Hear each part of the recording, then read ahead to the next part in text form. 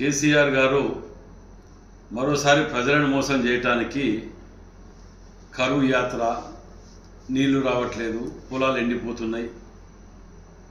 గతంలో కాంగ్రెస్ హయాంలో సంచుల కాడికెళ్ళి సబ్సిడీ ఇచ్చిన ప్రభుత్వం మాది. ఏ రోజు ఎండిపోయినా చూడకు పంటల కాడికి పోయి చూసిన దాఖలు లేవు ఇది 10 ఏళ్ళల్లో.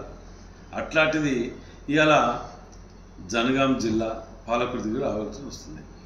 మరి మీకు అక్కడ గతంలో 90% కంప్లీట్ చేసిన కాలువని 10% కంప్లీట్ చేస్తే ఇలా నీళ్ళు వచ్చేటి. అక్కడ ఆ 90% కంప్లీట్ చేసిన 10% కంప్లీట్ చేస్తే కాంగ్రెస్ పార్టీకి ఏడ పేరు వస్తుందో అని చెప్పి దాన్ని కంప్లీట్ చెయ్యక ఇవాళ ముసలి కన్నీరు కాల్చుకుంటూ వచ్చి ప్రజలను మరోసారి మభ్య పెడతానికి వస్తారంటే సిగ్గుసరం అనిపించట్లేదా మీకు? వర్షాల వల్ల లేవు, నీళ్లు లేవు అంటే మేము అధికారంలోకి వచ్చింది ఎన్ని రోజులైంది? 3.5-4 నెలలే కాలే.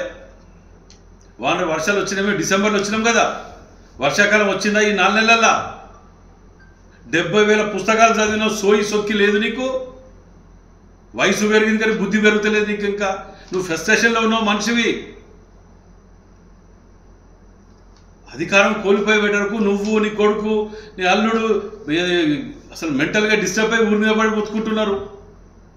మేము 90% కంప్లీట్ చేసినాం. ఇలా వాస్తవం కాదా మీకు చేసింది? గన్పూర్ది నవాపేట ఏంటిది? దాని జవాబు చెప్పండి. 90% అయినాక 10% ఎందుకు కంప్లీట్ చేయలే? 100 కోట్లు పెడతా అయిపోయి ఇలా నియోజకవర్గాలన్నింటికి నీళ్ళు ఉండేది కదా. మీ పాపం కాదా అది? ఇవాళ గేట్లను అక్కడ నాశనం చేసి, కాళేశ్వరం నాశనం చేసి ఇవాళ నీళ్ళు వస్తలేవు కొట్టుకోబెట్టి చేసింది మీ పాపం కాదా? దాన్ని వదిలిపెట్టేసి ఇవాళ ఏదో మళ్ళీ ప్రజలని ఎలక్షన్లు వచ్చినాయి కదా, మళ్ళీ తప్పుదో. మీకు భగవంతుడు మాత్రం ఒకటి ఇచ్చిండయా, అబద్ధాన్ని నిజం, నిజాన్ని అబద్ధం చేయటానికి.